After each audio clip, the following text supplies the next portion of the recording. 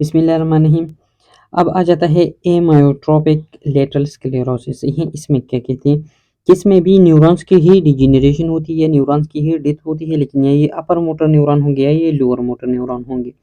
Upper motor neuron जो होंगे वो ब्रेन स्टेम में हो सकती है, spinal cord sorry lower motor neuron जो होंगे वो ब्रेन स्टेम में हो सकती है या स्पाइनल कार्ड में हो सकती है, या हम कह सकते हैं कि इनकी न्यूक्लियाई, क्योंकि ब्रेन स्टेम में जो होते हैं क्रेनियल नर्व्स की न्यूक्लियाई है सही है, इनकी क्या हो जाती है एमायोट्रोपी हो जाती है। सॉरी, इसकी वजह से मसल्स की एमायोट्रोपी हो जाती है। एमायोट्रोपी से यहाँ पर मुराद क्या है कि या तो मसल की डिजेनरेशन हो जाती है या उनकी जो बल्क होता है, साइज होते हैं, उनमें डिक्रीज आ जाती है, यानी कि एट्रोपी होती है, जिसकी वजह से वहाँ के मसल जो होते हैं वो वीक हो जाते हैं, यानी कि उनकी स्ट्रेंथ डिक्रीज हो जाती है, स्ट्रेंथ ऑफ कंट्रैक्शन।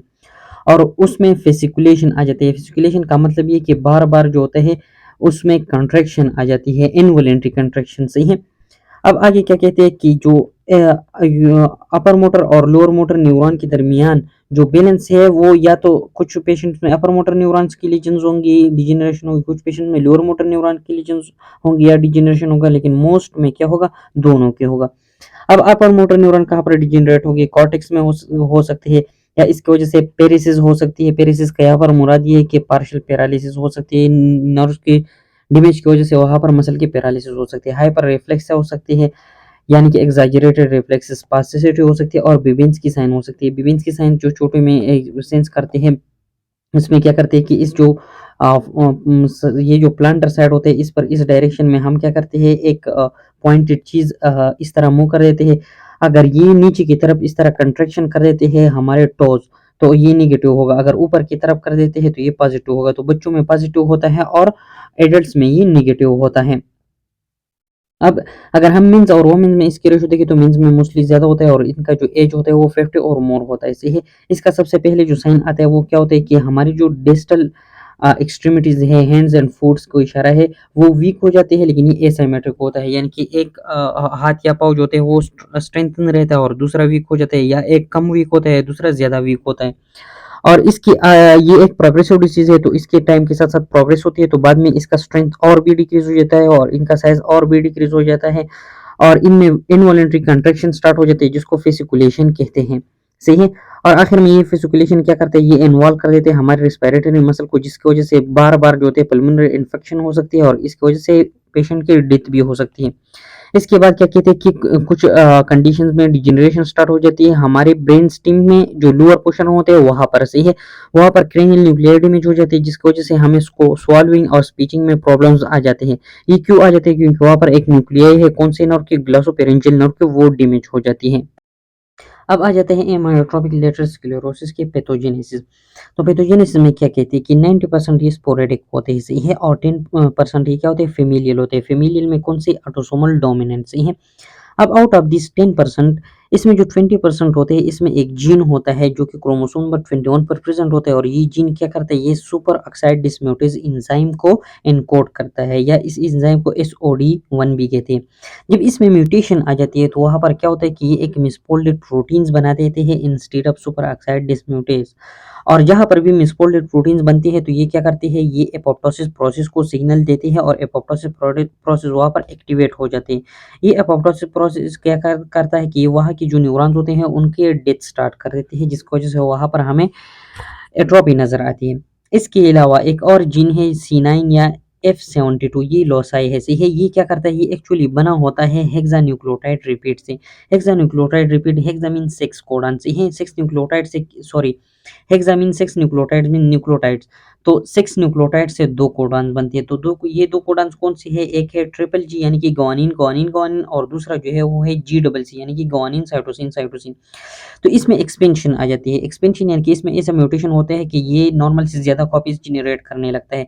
ये नॉर्मली क्या बनाता था, एक आरएनए बाइंडिंग प्रोटीन बनाता था। अब ये आरएनए बाइंडिंग प्रोटीन कंसंट्रेशन में बहुत ज़्यादा बन जाता है, जो कि टॉक्सिक होता है, और सेम कहाँ पर होता था, फ्रंटोटेम्पोरल लोबर डिजेनरेशन में होता है। इसके अलावा दो और जीन है, एक को कहते हैं FUS और दूसरे को कहते हैं TDP43, ये भी एक लोसाई रिप्रेजेंट करती है। और सेम ये भी फ्रंटोटेम्पोरल डिजेनरेशन में होता है। इसका मतलब ये है कि एमायोट्रोपिक लेटरल स्क्लेरोसिस और एफटीएलडी में कुछ सिमिलरिटीज है, क्योंकि इनका पैथोजेनेसिस सेम है और ये दोनों भी क्या करते हैं, आरएनए बाइंडिंग प्रोटीन्स बना देते हैं और आगे ये एक म्यूटेटेड एसओडी1 या mutated super oxide dismutase enzyme बना देते हैं। और यही वजह है कि हमें कॉमन क्लिनिकल सिम्टम्स मिलती है एएलएस में और एफटीएलडी में।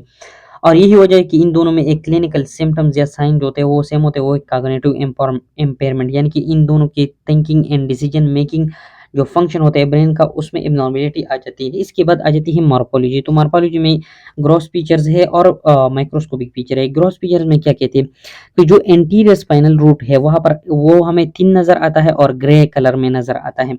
इसके अलावा जो अपर मोटर न्यूरॉन है वो उसमें हमें क्या नजर आती है, लॉस नजर आती है, यानी कि वहां पर न्यूरॉन्स की डेथ होती है। और ये कौन सी जगह में होते हैं, प्री सेंट्रल गायरस में होते हैं और इसी वजह से वहां पर एट्रोफी होती है। प्री सेंट्रल गायरस को हमें पता है कि ये क्या था, ये हमारे साथ ब्रेन था, यहाँ पर एक सल्कस था जिसको कहते थे सेंट्रल सर्कल। इसके आगे जो एरिया होता था उसको प्री सेंट्रल गायरस कहते थे और पीछे वाले एरिया को पोस्ट सेंट्रल गायरस कहते थे। तो ये जो प्री सेंट्रल गायरस था ये मोटर फंक्शन करता था, post central gyrus sensory function करता था। तो यहाँ पर जो लॉस ऑफ न्यूरॉन होते हैं ये इस मोटर प्री सेंट्रल गायरस से होता है। सही है। तो यहाँ पर हमें एट्रोफी भी नजर आती है। माइक्रोस्कोपिक पिक्चर में जब हम स्पाइनल कार्ड की एंटीरियर हॉर्न को देखते हैं तो वहां पर जो न्यूरॉन्स होते हैं उसके नंबर में डिक्रीज आ जाती है, यानी कि न्यूरॉन्स की डेथ हो चुकी है, जिसकी वजह से क्या हो जाता है कि ग्लायोसिस प्रोसेस स्टार्ट हो जाता है, जिसको रिएक्टिव ग्लायोसिस कहते हैं। और इस रिएक्टिव ग्लायोसिस की वजह से वहाँ की जो माइलिनेशन होते हैं या माइलिन फाइबर्स होते हैं उसमें भी चेंजेस आ जाते हैं और वो लॉस हो जाते हैं। जब इनमें चेंजेस आ जाते हैं वो लॉस हो जाते हैं तो स्केलेटल मसल को सिग्नल नहीं मिलते और सिग्नल ना मिलने की वजह से स्केलेटल मसल एक्टिविटी नहीं कर पाता। एक्टिविटी ना करने की वजह से वो उस मसल में एट्रोफी हो जाती है, जिसको हम कहते हैं न्यूरोजेनिक एट्रोफी। सही है। इसके अलावा क्या कहते हैं कि सेम तरह की इफेक्ट हमें मिलती है कहाँ पर, जब हमारे ब्रेन स्टेम में जो क्रेनियल न्यूक्लियाई होती है या मोटर क्रेनियल न्यूक्लियाई होती है उनकी डेथ हो जाती है। तो जब इन न्यूक्लियाई की डेथ हो जाती है, लेकिन यहाँ पर जो ऑकुलर मसल्स को सप्लाई करते हैं जो कि यानी कि fourth cranial nerve and third cranial nerve nuclei को इशारा है। सही है। वो मोस्टली स्पेयर्ड रहते हैं, यानी कि वो सेव्ड रहते हैं, उनको कोई नुकसान नहीं पहुंचता, एक्सेप्ट कब, जब कोई सेवियर केस हो उस टाइम इसको भी नुकसान पहुंचता है। सही है। इसके बाद आ जाते हैं हमारे पास क्या समरी आ जाती है। न्यूरोडिजेनरेटिव डिजीज की समरी में क्या कहते हैं कि बहुत सारे न्यूरोडिजेनरेटिव डिजीज ऐसे हैं जिनके साइन सिम्टम्स डिपेंड करते हैं पैटर्न ऑफ डिजेनरेशन पर, यानी कि ब्रेन का कौन सा एरिया इन्वॉल्व है। जब कॉर्टेक्स इन्वॉल्व होते हैं तो हमारे साथ क्या होता है, कॉग्निटिव चेंजेस आ जाते हैं, यानी कि थिंकिंग एबिलिटी में एबनॉर्मलिटी आ जाती है, पर्सनालिटी चेंजेस आ जाती है और मेमोरी का जो प्रोसेस है वो डिस्टर्ब हो जाता है। अगर बेसल गैंग्लिया इन्वॉल्व होता है तो वहाँ पर हमारे साथ मूवमेंट यानी कि मोशन में डिस्टर्बेंस आता है। इसके अलावा कुछ ऐसे न्यूरोडिजेनरेटिव डिजीज है जो कि प्रोटीन एग्रीगेशन के साथ रिलेटेड है। किस तरह कि इसमें जो जीन्स होते हैं वो क्या करते हैं, वो डिफरेंट प्रोटीन्स बना देते हैं। तो इसके अंदर क्या आ जाता है, कोई म्यूटेशन आ जाते हैं या इसका जो मेटाबॉलिक पाथवे है उसमें कोई म्यूटेशन आ जाते हैं, जिसकी वजह से बहुत सारे प्रोटीन्स जो होते हैं वो हमारे न्यूरॉन्स के अंदर डिपॉजिट करते हैं। और इसमें बहुत सारे न्यूरॉन जो होते हैं प्रियन लाइक प्रॉपर्टीज रखते हैं, जो एक न्यूरॉन से दूसरे न्यूरॉन में भी क्या होते हैं, ट्रांसफर होते हैं। इसके आगे क्या कहते हैं, इसी तरह जो बोलने की बीमारियां है डिमेंशिया है उसमें अल्जाइमर डिजीज जो होता है उसके अंदर ए बीटा और टेंगल्स जो होते हैं टाउ प्रोटीन से टेंगल्स बनते हैं और ए बीटा से जो होते हैं वो प्लेग्स बनते हैं। ये डिपॉजिट होते हैं न्यूरॉन्स के अंदर से है। इसके अलावा जो फ्रंटोटेम्पोरल लोबुलर डिजेनरेशन था उसके अंदर भी टाउ टेंगल्स बना देते हैं और डिफरेंट इंक्लूजन्स बनती है न्यूरॉन्स के अंदर, वो डिपॉजिट हो जाती है। सही है।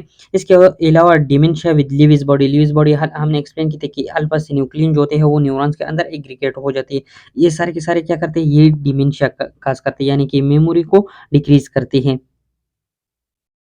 इसके अलावा जो हाइपोकाइनेटिक मूवमेंट डिसऑर्डर्स हैं, यानी कि जिसमें मूवमेंट डिक्रीज होते हैं, उसमें पार्किंसन डिजीज है, जिसमें क्या होता था, अल्फा सिन्यूक्लिन जो होता था हमारे बेसल गैंग्लिया की जो सब्सटेंशिया नाइग्रा था उसकी न्यूरॉन्स के अंदर डिपॉजिट हो जाता था और वहाँ से जो डोपामिन सिंथेसिस न्यूरॉन्स थे उनको डैमेज करते थे।